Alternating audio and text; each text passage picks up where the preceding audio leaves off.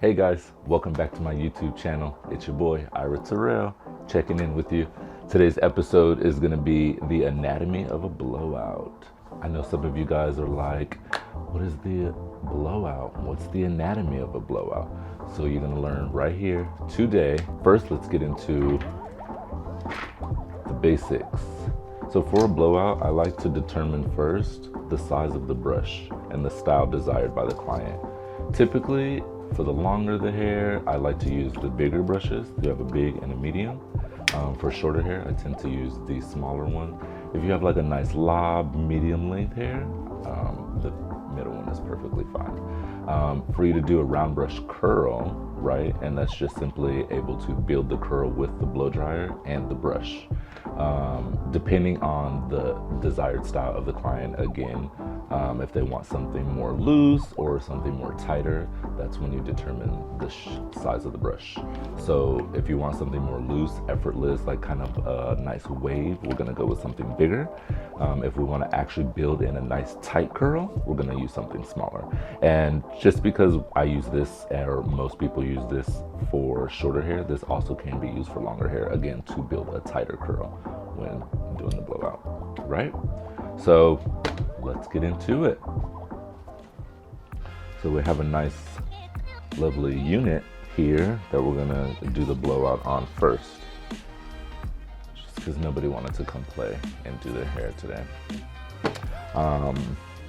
So what I like to do is prep the hair with like a nice leave-in conditioner, not a lot.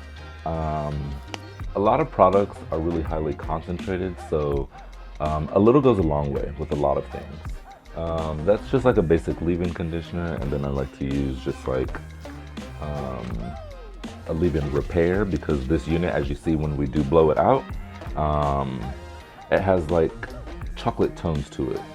So I lifted the color. It's a custom color unit for a client who I gave them a nice little money piece in the front and all of that jazz. So you guys will see that once we start to blow dry the hair. So I typically like to just run the product, emulsify it throughout the hair, grab my favorite detangling brush and brush the product through the hair. I like to brush the product through the hair because specifically it's kind of just distributing the product throughout the hair from root to tip. And if you notice, I put all the product from here down. I never like to put anything on the scalp, even with a real client, because it just tends to give their scalp that oily look, and nobody wants to be an oil head or a grease ball or whatever y'all are using these days. All right, so we're gonna call her Sasha today. So Sasha here, she's brushed out, right? Nice, long and pretty. You guys can tell that she's wet. I didn't finesse this video or anything. I just washed her out. She's literally dripping with water. All right, let's get into the blowout.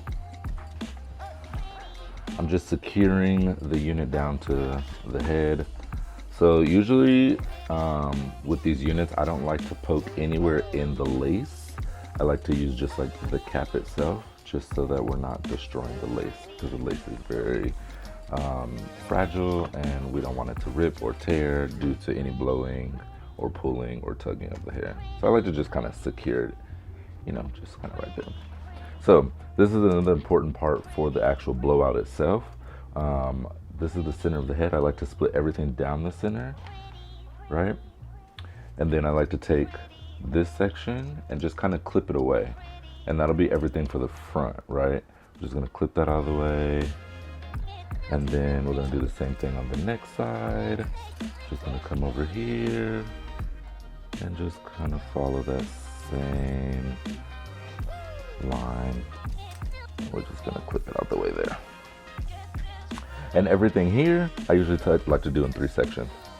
Top, middle, and the bottom. So we're just gonna drop the section down, drop the section down.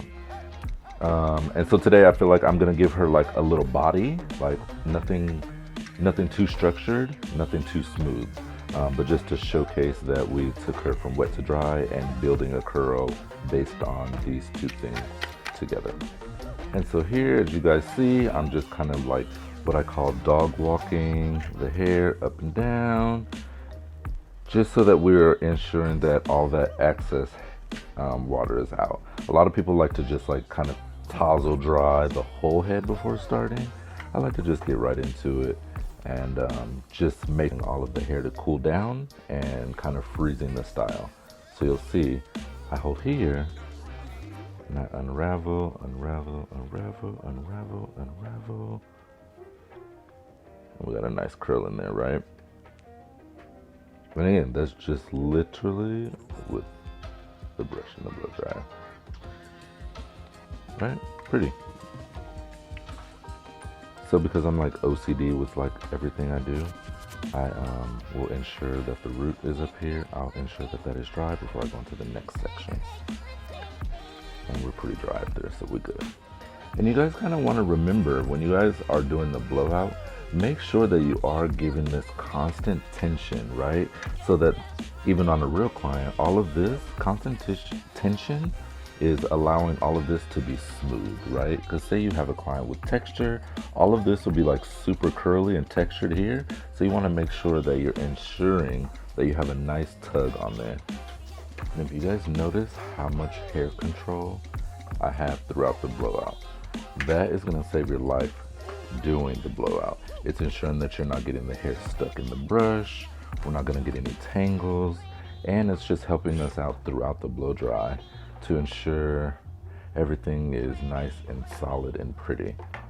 And of course, I did not learn all of this stuff in one day or by watching a YouTube. It was something that I've done repeatedly, repetitiously, over and over for years.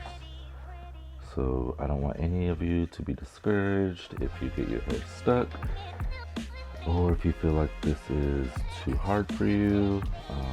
I think, and my motto is practice makes perfect.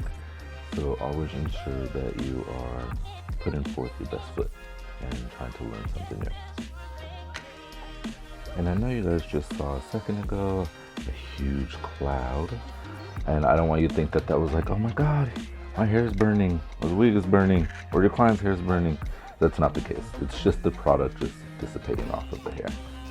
So never freak out, and if that happens while you're doing a client's hair or your hair, just ensure them that it's just excess product burning off. So nothing is happening and nothing is being damaged in the hair. So guys, Sasha told me that she doesn't want any volume at the top, so we're keeping everything pretty nice and smooth at the root.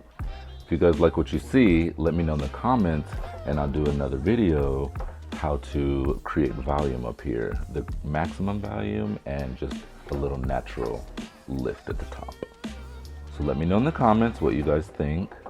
So on the sides, I typically just like to do 2, and this is all dependent, guys, on density of the hair and comfortability, right? Now when coming to the front and the sides, guys, it's going to be very important to have super good hair control and brush control, because you'll have face framing pieces here, so those tend to be shorter, right, than the rest of the hair. So as you're doing like the actual blowout, those pieces will 10 times out of 10 they'll fall out of the brush. But don't worry, because that means you can save it and just do a single piece once you get to the front. So if those fall out, no biggie, don't stress, don't feel like you're ruining your blowout. So also guys, I just want to show you, a lot of people, they always ask me or tell me, oh, how do I know, if the hair is wet or not, or if it's dry or not, because it looks dry and my curl won't hold, and etc, etc. So I like to tell people, again, with brush and hair control, that's the best as you're doing the actual blowout, because while you're touching it here, you can also guide and feel what's wet or damp. But wet hair, as you know, kind of sticks together and is really clumpy, right? That's how we can ensure that it's still wet and it's not ready to start the curl building process yet. But see here, because again I focus on the roots, I like to smooth those down. You can see that hair there is a little more drier. Now you do see throughout there's some clumpiness. That is the indication that the hair has not been fully dried, so I would not start building a curl yet. And then see here on the bottoms, you can clearly see all of this still is pretty wet and needs to dry. All right, kids, we are nearing the end of the blowout. Now, while you see me undoing this last piece of hair, there's one more step that I love to do. So as you can kind of see, it's nice and pretty, got some body in there. So what I like to do at this time of the blowout, just before I release the client out of the chair, I like to do what I call marrying the blowout. So what I'm gonna do is just now we have the curl there.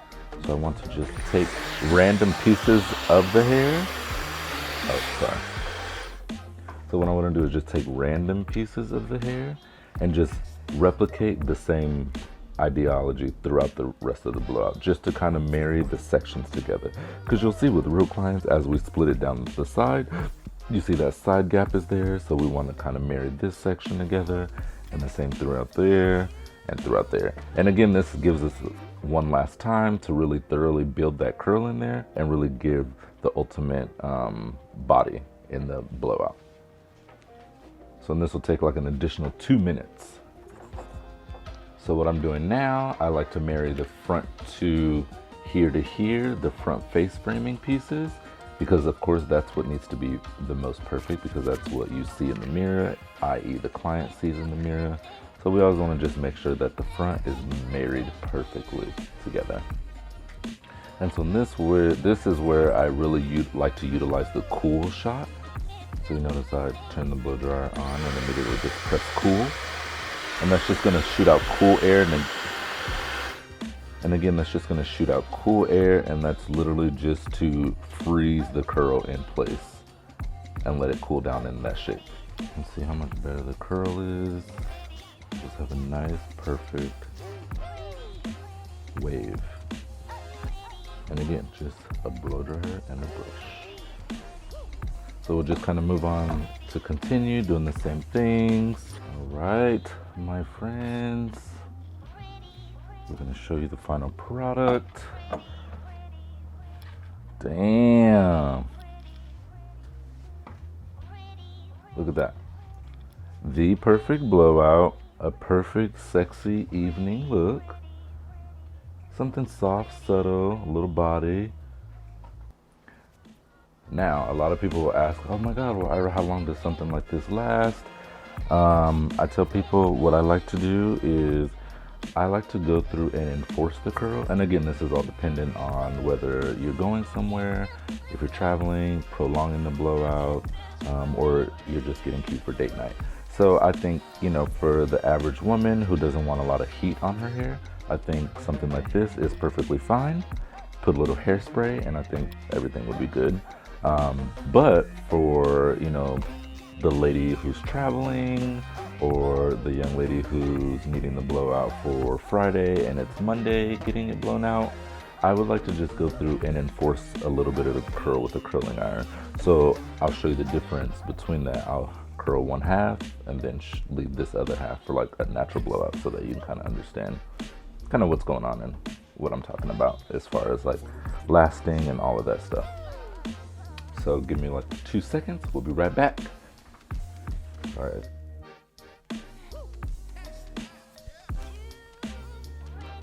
You didn't hear it? No. Okay.